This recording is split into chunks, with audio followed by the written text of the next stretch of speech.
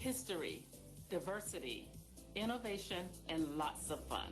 There's so many reasons why we love Tampa.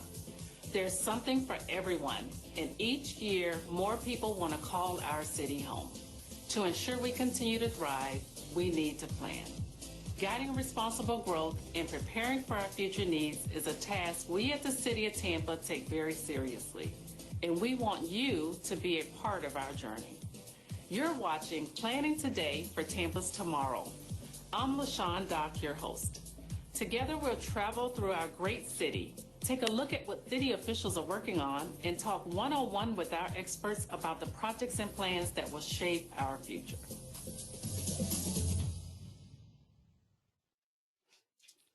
Hello, everyone, and welcome to this edition of Planning Today for Tampa's Tomorrow.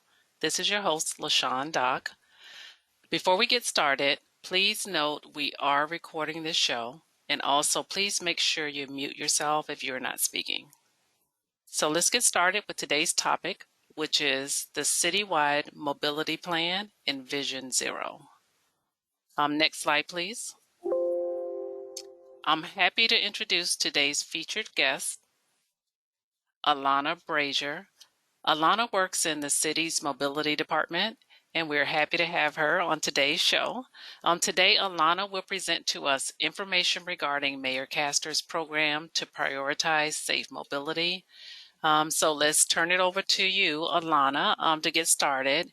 And can you start off by telling us briefly about yourself? Also, give us an overview of the mobility department, Tampa Moves, and Vision Zero. Sure, thanks, LaShawn, and hi, everyone. Thanks for having me this evening. Again, I'm Alana Braiser. I'm the city's Vision Zero coordinator in our mobility department. Just to tell you a little bit about myself, I am a lifelong Tampa resident. It's been exciting to see how much Tampa has changed over the years. And I'm really excited and grateful to be part of how we are shaping our city into the future and making Tampa the best city in the world. I'm an urban planner. I went to UF for environmental science and then came back to USF for my master's in urban and regional planning. I've been in the field about 10 years now and have been at the city for a year working as the city's Vision Zero coordinator. Next slide.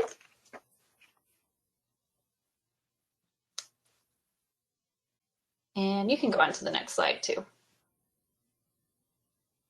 So I'm going to give you a really quick overview of our mobility department and then spend the rest of the time this evening with you guys telling you about two of our key initiatives that we have within our mobility department. Tampa Moves, which is our citywide mobility plan, and then Vision Zero, which is Mayor Jane Castor's roadway safety initiative. Next slide.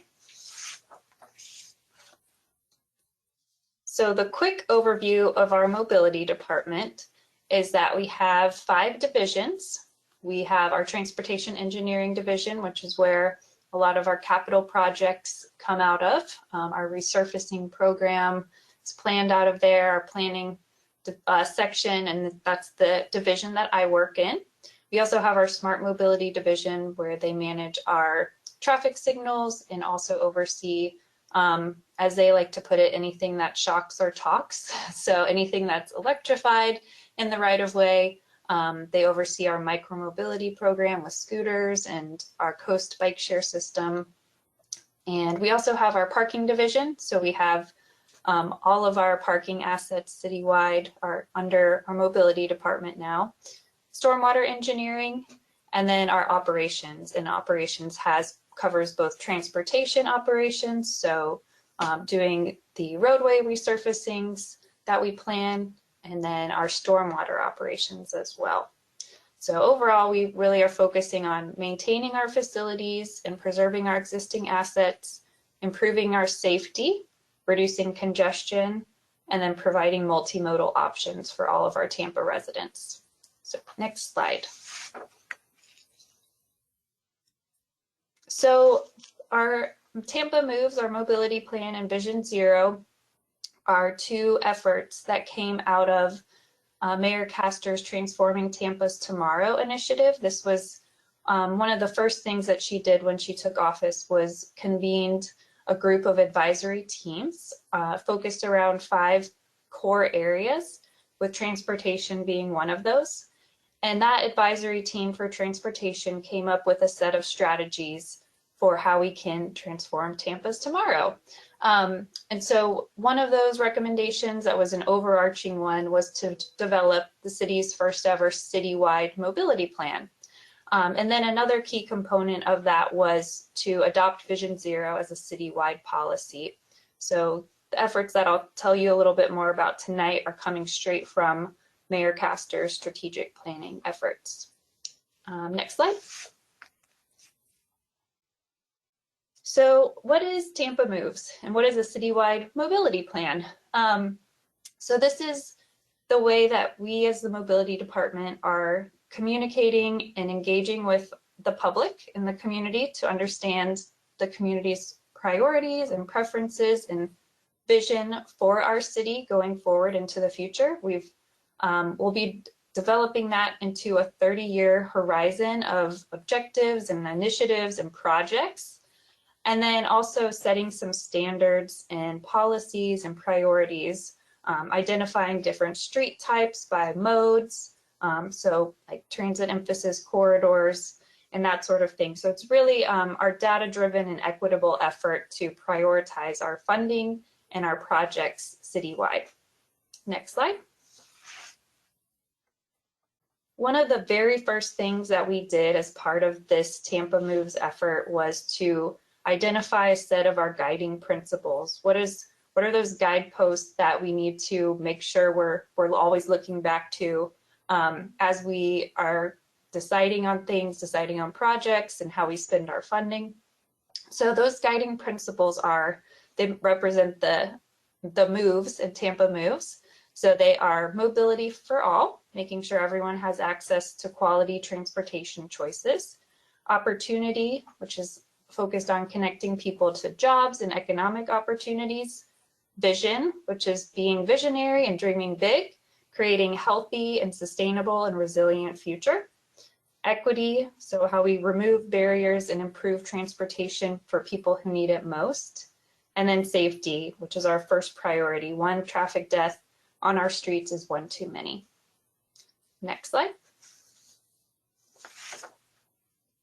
And why are we doing this now? Well, as you all know, we are a city that's growing rapidly, and there's certain pressures that start to happen when you are a city that is as desirable as our city is. So one of the things that we really are focusing on with Tampa Moves is increasing the options for how people get around, because we know transportation in Tampa accounts for 18% of household expenses, which is double what the national average is. We also know this is really an equity issue. Owning a car is expensive, and when people don't have that option, it really stretches their abilities to reach jobs. And so it's really about that equity piece and supporting multiple ways of getting around. Next slide. And then another reason why we're doing this is we do have a safety issue. We are trying to really amp up our safety efforts, and safety is a priority of Mayor Castor and the mobility department as a whole. We want to include and elevate safety as our top priority. Okay. I was just going to say on the previous slide, on average, we have 44 people who are killed on roads within the city of Tampa, and then almost 300 who are severely injured. And so those are all people that have loved ones, kids, grandkids. So we want to make sure we're keeping that at the forefront of why we're doing this. Okay, next slide now. And then another piece of this is that our main funding source, which is our gas tax, is projected to decrease substantially over the next decade. As cars are becoming more fuel efficient and people are taking on electric vehicles, we have to be more strategic with how we are ensuring our projects are meeting our citywide goals and community priorities, because this is our main funding source right now. and it's going to decrease. Next slide. And just a quick overview of what our funding sources are. So on the far left, we have that local option gas tax, which is our primary funding source. On average, it's about $9 million per year. And then all of these other funding sources that are listed on the slide total up to about $3 million per year. So overall, we have about $12 million on average per year that we have to work with for addressing all of our transportation needs citywide. So all of the resurfacing that we do, fixing traffic signals, building out sidewalks. So all of those things are funded through those sources of funding, and we are not funded through property taxes. Next slide. So Alana, can you tell us a little bit about the overall planning process and more specifically the public outreach efforts? I sure can. We have been conducting a really robust public outreach effort to hear from the community, understand their concerns, what their preferences are and priorities for how we grow into the future. So over the past year, we had a whole bunch of community meetings, which I'll get into in a few slides from now. We had a survey, and we have a public engagement website, which is still up and running, tpamoves.org, and you'll see it on the next few slides too. But that's kind of the quick overview, and then the next slide I'll get into some of the overview of our planning process.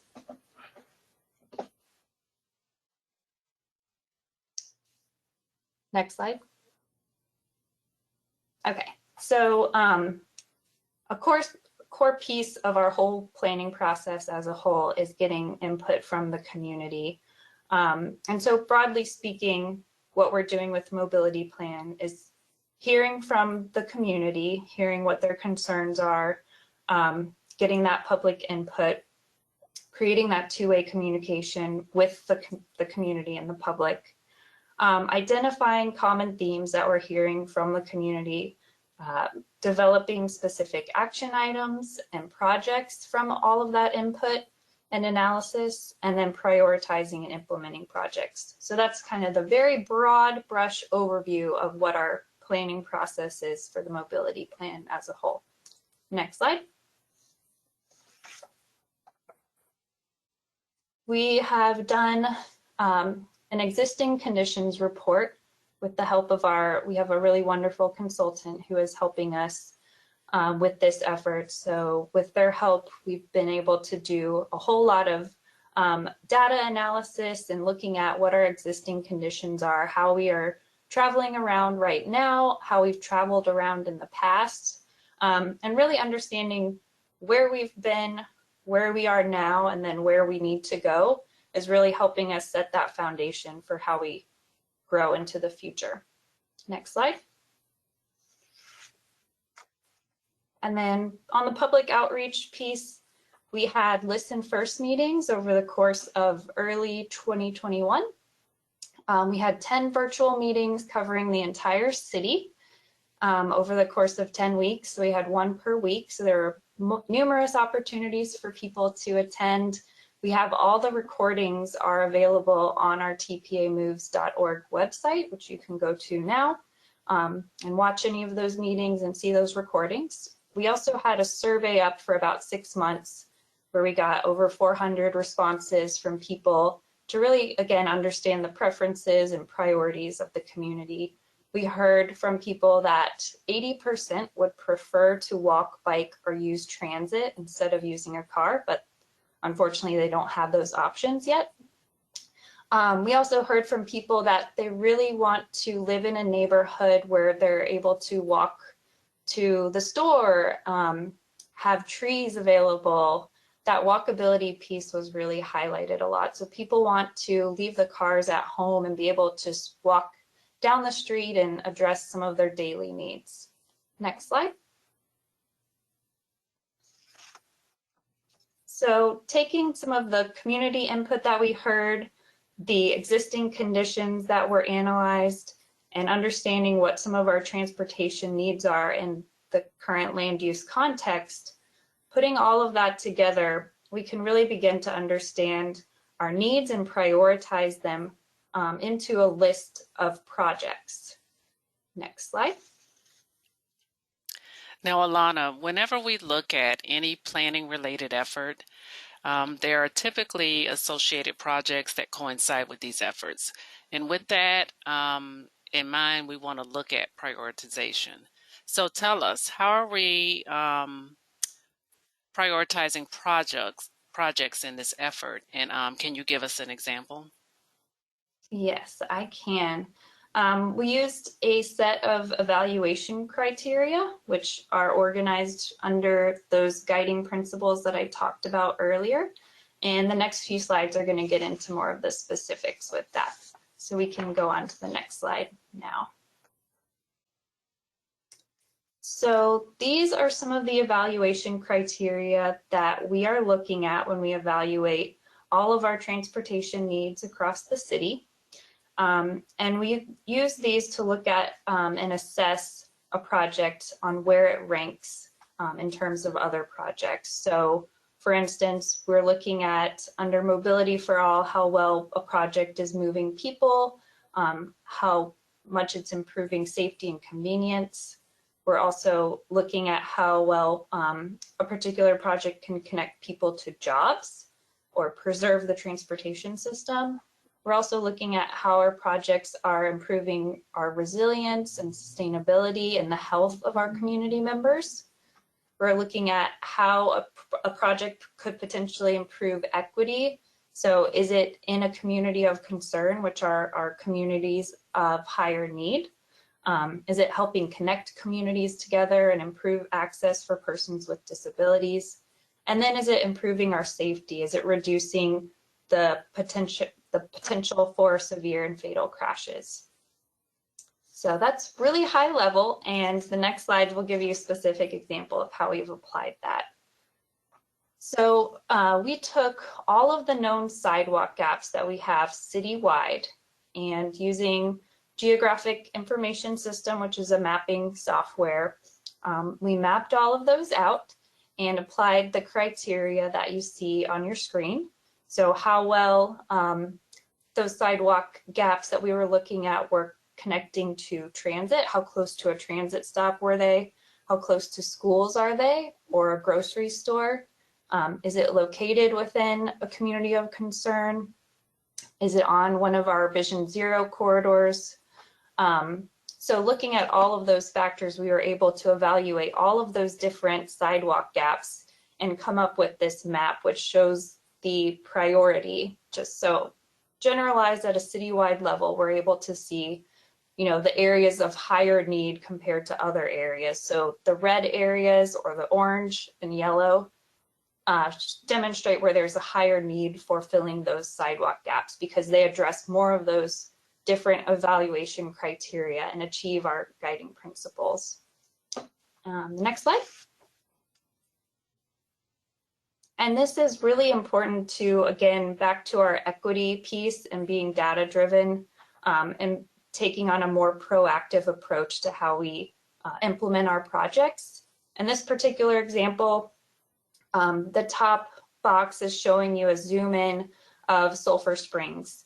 And the box on the top is showing you where we've received sidewalk requests from that specific neighborhood. And it's very minimal where we're receiving requests from that neighborhood.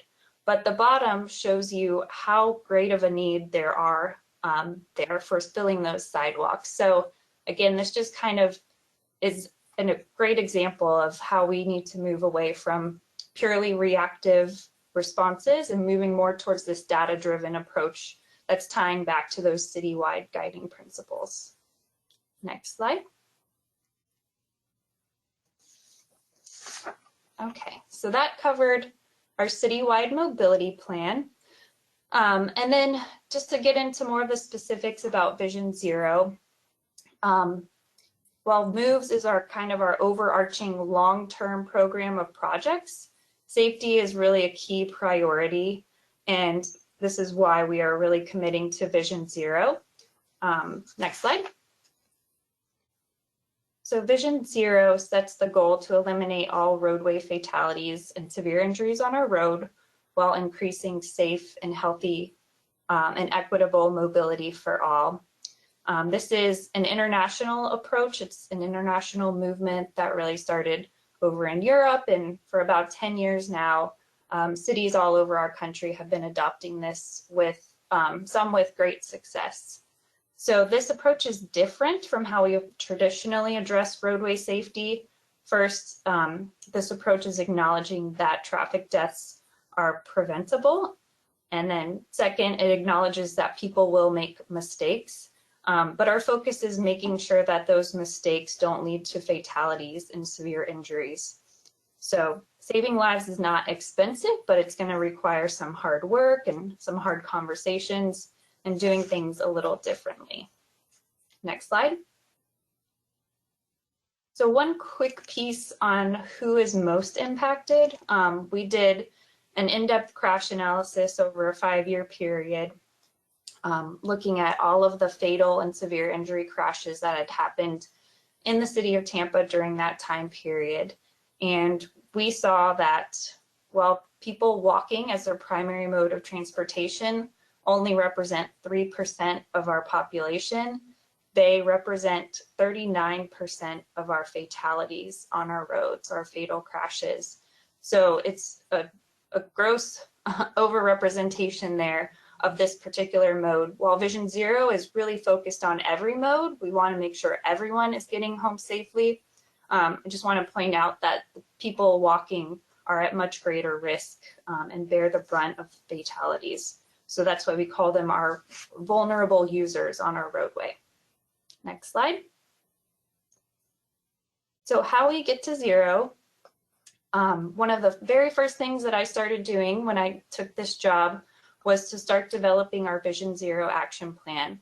And this is something that we've been developing over the course of a year with a Vision Zero task force that is comprised of city staff representing not just the mobility department, but other departments that are involved, like TPD, our marketing and communications department, and others.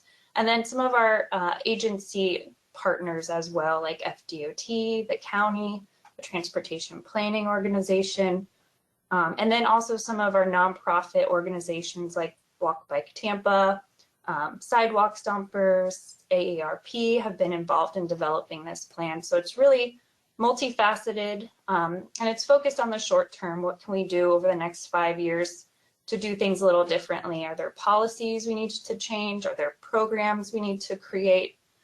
Partnerships we need to develop? And then how are we tracking our progress and monitoring what we're implementing and holding ourselves accountable? So we are wrapping that up right now, and it's going to be done before the end of this year. And so that will be posted on our tpamoves.org website once it is complete. And you can go to the next slide.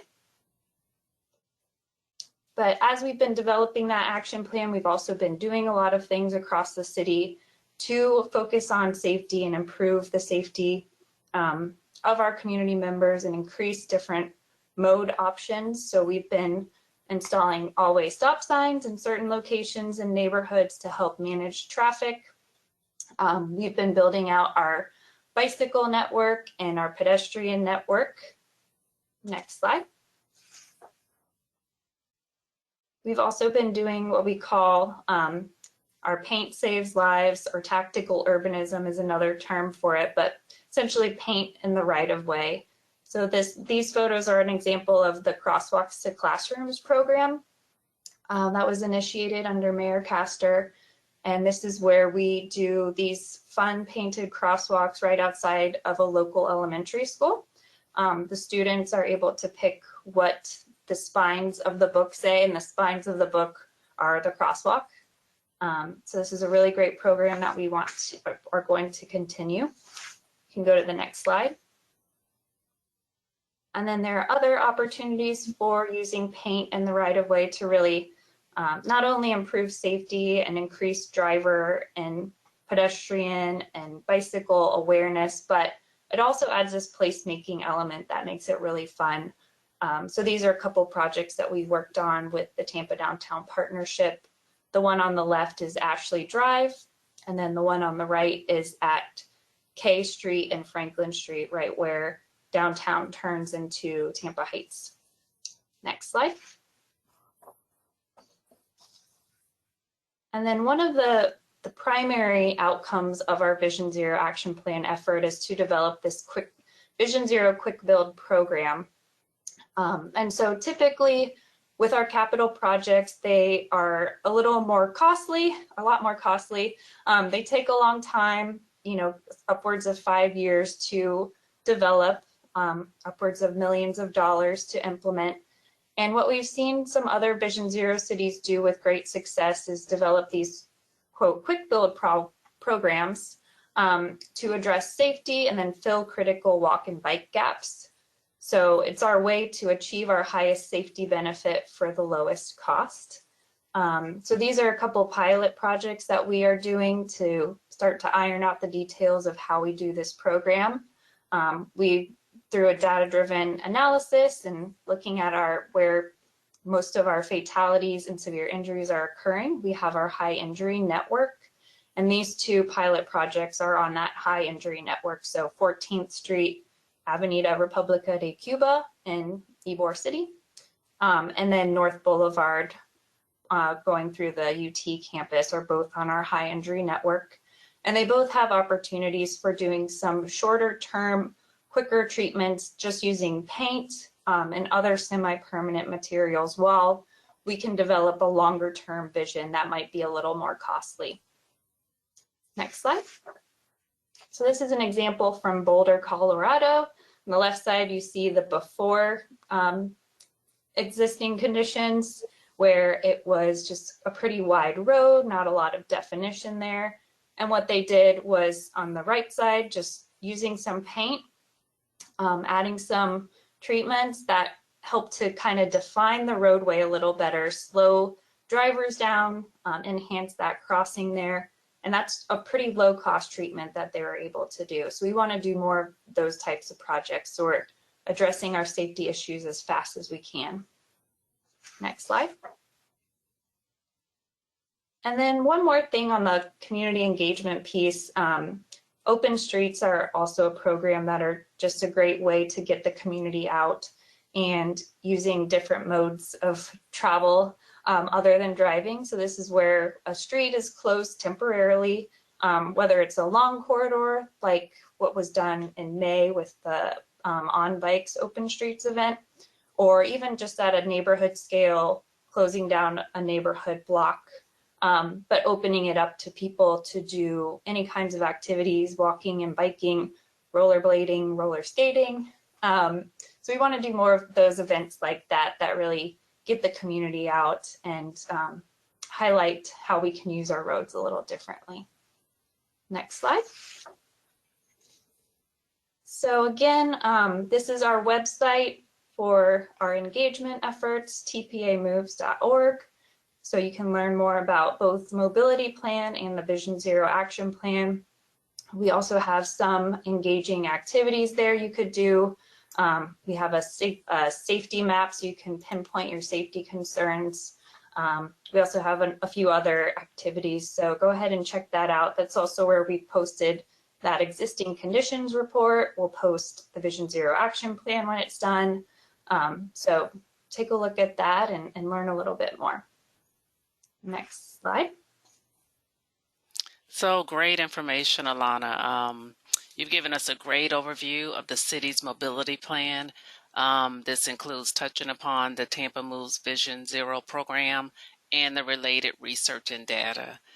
So in closing, what message would you like to send out to the public for input or feedback? So for example, if a citizen is viewing and they're asking, how can I help? Or how can I provide input into these planning efforts? What would you say? Well, again, visiting our tpamoves.org is a great place to start. There you'll learn a whole bunch more about what we've been doing. Coming up in 2022, we will have a couple community open house events to share with the public what we've come up with and how we use that input from earlier this year to then develop and identify projects. We'll also be doing in the spring a few design charrettes, so picking a few corridors that we want to move into implementing a project on, and focusing over the course of 2 or 3 days to really develop that concept out. That's what a charrette does, so that there will be a public engagement component of those as well. Keep an eye out for when we advertise about open streets events, because those are fun, even if it might not be in your neighborhood. The street's open to you to come and join. The tactical urbanism, the paint and the right-of-way projects are another great way for neighborhoods to get engaged. We've had a lot of neighborhood organizations fund their own intersection murals, and so we just work with the neighborhoods to review the artwork and then provide the maintenance of traffic for the road closure for the artwork to go in. But that's another great way to get engaged. We also have all of our projects that we have going on right now, and so with that, I think in January we have a whole bunch of community meetings that are coming out of those different projects. So taking a look at our website where we have all of our projects available, it's another great way. Okay. All right. So there are many opportunities for the public to get involved. So great. Thank you. Yep. Next slide, please. And so if anyone's watching, if you have any questions for Alana, this is her information. If you have questions, you can email her directly. You can also email our show. I have put in the chat box the email for the show. So feel free to email any questions you may have. Next slide, please. I just want to remind everyone that this presentation will be posted online at the link that's shown on the screen. A recording of the show will also be posted online at the same link. And I want to provide many thanks to you, Alana, for being our guest today. And for our viewers, I want to thank you for joining us today. So please join us for our next episode, which is on January 18th. Next slide, please. And so what we'll do now is just go ahead, Alana, and let's open it up for some comments or questions from the viewing audience. So the first question that we'll have, that we'll take is, if anyone has a question for Alana regarding the key priorities of the mobility plan, please unmute yourself and state your name and ask your question.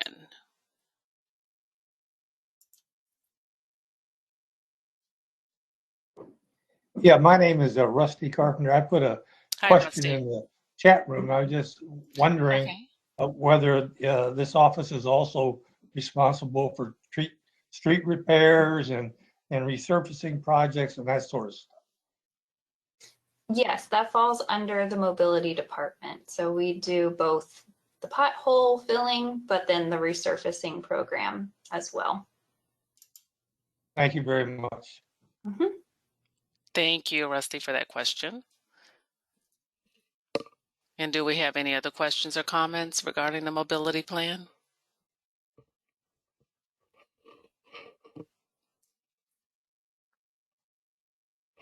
And I have another one for you, Alana. Let's go to another question regarding the presentation today. So here in the City Planning Department, we're currently working with the Planning Commission as lead, along with other agencies, on updating the city's comprehensive plan. So does anyone have a question for Alana regarding the coordination of the mobility plan with the ongoing comprehensive plan update? I think that's very important to align both of those. Mm-hmm. Well, I can comment tell on us that. a little bit about that. Yes. Yeah. We are developing our mobility plan in tandem with the update to the comprehensive plan, and really linking up how we want to grow with how we get around. We are supporting the creation of more walkable places, and where our land use plan is saying we need to focus more density around certain corridors. Those are places that are also prime for higher frequency transit. So our land use and transportation are so intertwined, and it's really exciting that our mobility plan development is lining up with our comprehensive plan update as well. And we're also looking at any policies that might be included in the comp plan that should be updated in order to support our Vision Zero efforts and just increasing mobility options for all. Okay. All right. Thanks so much for that. So what we'll do is at this point, I want to thank you again, Alana. You've been great. Thank you for presenting today. You provided us with a great deal of information regarding our mobility plan. And as we all know, mobility surrounds us in all of our planning efforts. So it's good to see that this is a priority for the mayor. And most of all, I'd like to say thank you to everyone tuning in. This concludes today's show. Please join us for our next show on December 21st. Until then, everyone stay safe and have a good night.